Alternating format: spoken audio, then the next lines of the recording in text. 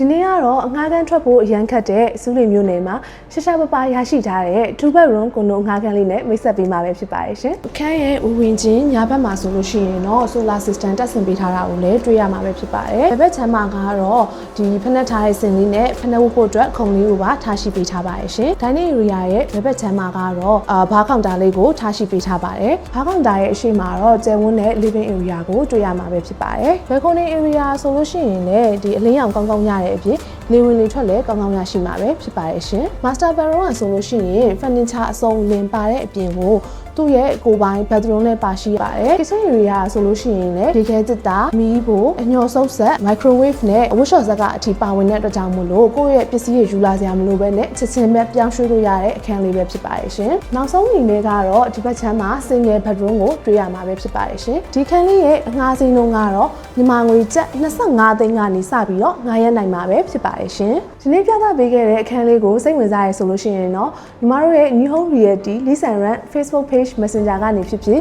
hotline နံပါတ်3999448869ဖြစ်ဖြစ်ဆက်သွယ်စုံစမ်းပြီးတော့ငှားရမ်းနိုင်ပါတယ်ရှင်။